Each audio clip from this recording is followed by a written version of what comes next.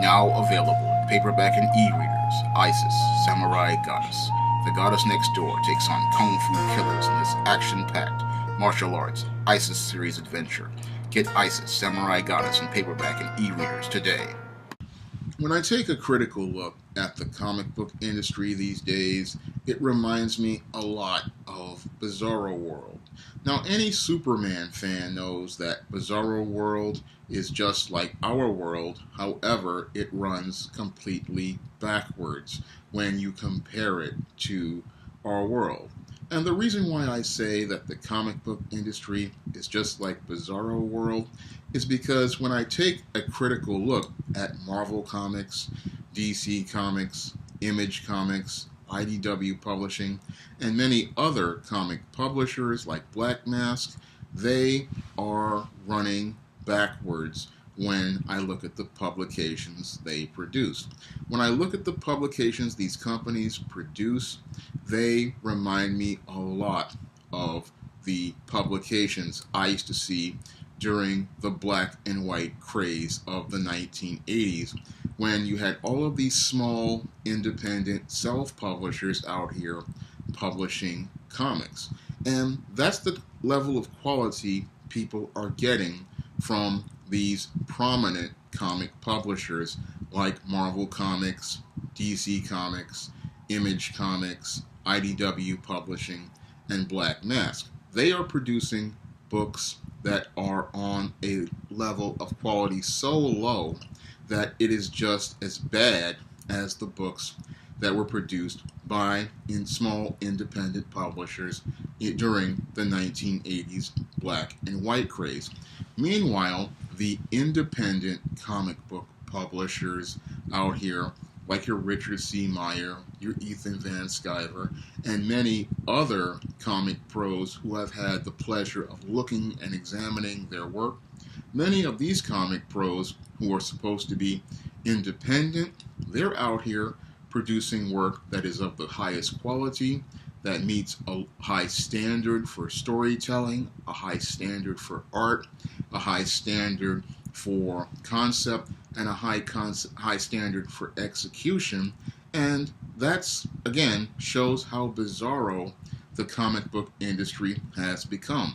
The companies that are supposed to be the industry leaders and the ones who are supposed to set the standards, like Marvel Comics, DC Comics, Image Comics, Black Mask, IDW, these companies are out here producing some of the worst books in the history of their brands. Meanwhile, when you go outside to independent comic creators, many of the independent comic creators are producing some of the very best work I personally would say I have ever seen in the comic medium. Because when it comes down to many of the independent comic pros, many of the independent comic pros want to go out here and tell great stories.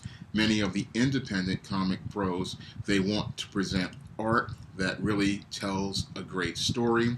And many of the independent comic pros have focused on things as related to maintaining a high standard for storytelling, telling a story within a solid three-act paradigm, giving us rich, multidimensional characters, and giving us bright, vibrant pictures that really draw the reader in. When you look at an independent comic, the quality is so high that it looks like a comic that was produced by the publishing houses back during the days of the 1980s and the 1990s, and even the days of the 1970s. Meanwhile, the comics with the labels of the brand name companies, like again, Marvel Comics, DC Comics, Image Comics, Black Mask, these companies with the brand names, many of the books they are producing are on the same level and have the same quality of those old self-published comics back in the days of the 1980s. Because I remember as a teenager back in the 1980s, the days of the black and white craze. Now, back in the days of the black and white craze, anybody who had any sort of crazy concept, they would go out here, they would either hire somebody to draw it up, they'd throw together a script, and then they would take their money and then go out here and have this comic published because they saw Eastman and Laird make all this money on Teenage Mutant Ninja Turtles, and they thought they could go out here and make the same money. Unfortunately, their concepts were not as well thought out as your Eastman and Laird's Teenage Mutant Ninja Turtles. So we had a lot of grossly unqualified people going out here back in the 80s making their comics, but they were making those comics with their own money. And as those comics came to the marketplace, the market quickly got rid of them because the individuals could not afford to keep paying for printing costs and distribution. Fast forward it 30, 40 years later, and now we have major corporations funding self-published comics. Because when I look at many of the comics produced by many of what people call these social justice warriors, what they're doing is they have turned professional commercial comic book publishing into vanity publishing. Now, vanity publishing is something that used to be that in the publishing industry people used to do before print on demand. You see, vanity publishing was where a person wrote their own book, and if they couldn't get it to the marketplace, they would go and try to publish it through one of these what they called subsidy publishers. Now, those subsidy publishers are still out there on in the back of the New York Times Book Review. And back in the day, when I used to look at the New York Times Book Review, there would be these subsidy publishers. You would pay them some money. They would print your book up. They would put really terrible covers on them. They wouldn't really give you a good layout. And you would buy your book and have your book published. It wouldn't be of any sort of quality or anything you could sell, but it was out there. And that's what we have happening right now. We have these far leftists, and they are getting their books subsidy published by Marvel Comics, DC Comics, Image Comics, and IDW. And because these corporations are subsidizing the publication of these grossly unqualified people's work, this is why the mainstream comic book industry resembles self-publishing, because you have a corporation out here that has these properties, and they're allowing these people, because they have a certain political narrative, to write their comics. And they're writing the comic not because they are the best qualified individual to write the comic. They are writing the comic because the industry's editors, usually the people who are running the comic book publisher, agree with that person's politics. So it's not based on the person's years of writing experience, the person's talent, the person's ability to craft a story, a person's story sense, or the person's past sales record, the merit-based things that people earn. No, what is happening now is people are coming into the industry and they are allowed to work on these characters and then use these characters as avatars either of themselves, with a term characters like your Kamala Khan, Ms. Marvel, and Mary Sue's that represent not Pakistanis and Muslims, but is representing Sana Amanat, or these characters are here to be another avatar to express the ideas and opinions of the writer, the same way Chelsea Kane took Mockingbird and turned her into this feminist who has this feminist agenda. So that's what these characters have become, and that's what happens when you have people who want to turn the comic book industry into vanity publishing. That's what most of these comics are these days. It's mostly vanity publishing. It's not professional publishing. If you want professional publishing where you have an editor with an objective vision a creator with an objective idea or a creator who has a story that they want to tell, you have to go outside of the mainstream comic book industry over to independent publishers. Because when I look at independent comics like Josh Howard's T-Bird and Throttle, I see the kind of comic that I used to buy at the comic book store when I was a teenager back in the 80s. Because that kind of comic, T-Bird and Throttle, is so rock solid that, again, I can highly recommend it because the writing is very solid, the art is very strong, and the storyline is very compelling. And most of the independent publishers, again, like Josh Howard, like Ethan Van Sciver with Cyberfrog, Richard C. Meyer with Jawbreakers, Lost Souls, these independent creators, they are the ones who are making an effort to lay a foundation for providing customers with a quality product.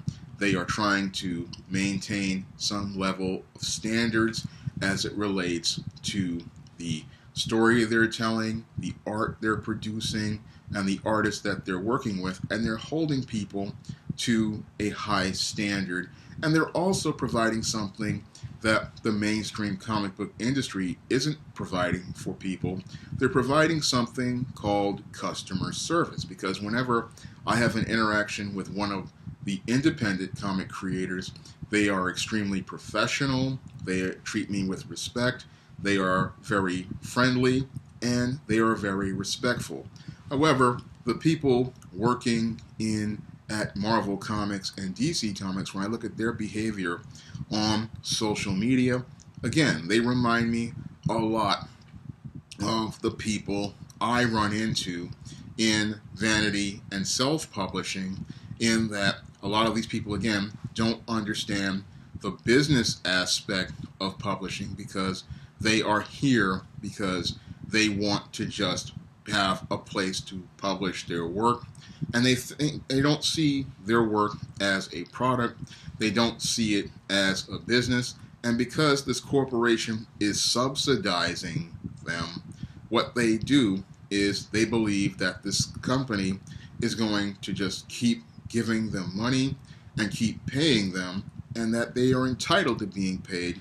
So they believe it is their right to treat the customer any way they want to. So this is why many of these so-called professional comic pros go out of their way to verbally abuse the customer, attack the customer, berate the customer, insult the customer, because they don't see the customer as important. They believe that the company is going out here, Disney, Warner Brothers, and IDW, they are just paying them for the right to just be able to go out here and make comics, not understanding that it's a privilege and an honor to be asked to actually work on these comics, and you, again, are working for the customer, and you're working to earn the customer's money. Many of these so-called people who are comic pros these days, they believe they are entitled to the customer's money because they are being subsidized, like subsidy publishing, and they believe because they are entitled to the money, they don't have to work for the money. Moreover, they believe that it's their right to mistreat people, again, like the way your Robbie Reyes of Goddess Mode decided to take a picture of his anus and place it on social media, and the way I've seen many of these comic pros literally attack people on social media. These people did this in any sort of other trade publishing business. They wouldn't be working for long, because in trade publishing, again, there's a standard for professionalism, there is a standard for quality, there is a standard for service, and there is a high standard because those companies understand those publications are a reflection of the business, and they are a reflection of the people who work there, and they have a standard. And this is what's really sad about the so-called professional publishing houses like Marvel, DC, Image, and Black Mask is that they are producing some of the worst books, and the people have some of the worst attitudes, yet they want to say they are the pros because they have a brand name label on their books. Well, when we look at their product, they are less than high quality, and when I look at the independent books, all I see is nothing but quality. I look at the books themselves, I see nothing but good quality storytelling in between the pages of those books. And when I look at the way many of the independent comic pros behave online, they behave in the professional way that I behave when I'm working on my SJS Direct imprint, and the way I work on social media when I'm out here promoting my work. Most of these independent comic pros, they are some of the most professional people. They keep it professional, they answer questions, they provide customer service, they provide support to readers, and that's what used to be the standard in the comic book industry. Sadly, these days, what the professional is doing is now considered the unprofessional behavior the so-called comic pros are participating in is considered normal, and the professional way the independent comic pros behave is considered abnormal. And that's why I say that the comic book industry has become Bizarro world, because only in Bizarro world would it be considered wrong to provide the customer with a good quality comic, and only in Bizarro world would it be considered wrong to provide the customer with good customer service, and only in Bizarro world would it be considered wrong to consider your comic book a product, to consider the book, the publishing enterprise you're participating in, a business, or to go out here and make efforts to make money, or to go out here and compete with other publishers so that you can go out here and make the best quality product possible. Because only in Bizarro world is it considered normal to go out here and use a book as a soapbox for projecting your personal issues, and then slapping a Harley Quinn label on it, and then trying to sell it to people.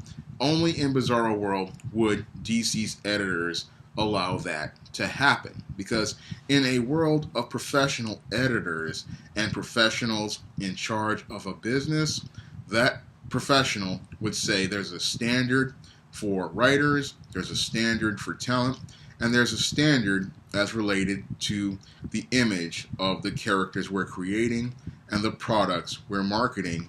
And if you were to even present that type of story, you would not be working in the industry for long, because that's what would happen in a real world scenario.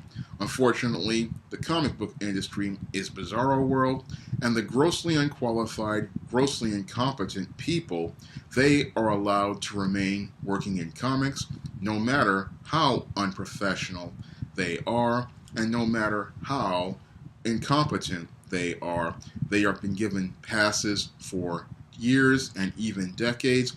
And that's what's really sad about this Bizarro world, is that corporate America continues to subsidize all of this incompetence until eventually it reaches a point of no return. Because again, only in Bizarro world does corporations continue to finance grossly unqualified people producing incredibly poor quality product, because in solid professional trade publishing, most of these people, again, if their books didn't sell, they would be shown the door, and competitors would come in and replace them. And I believe that this Bizarro world can't last much longer, because when I look at the declining sales numbers on Comic-Con, it looks like, again, this cannot be sustained for long.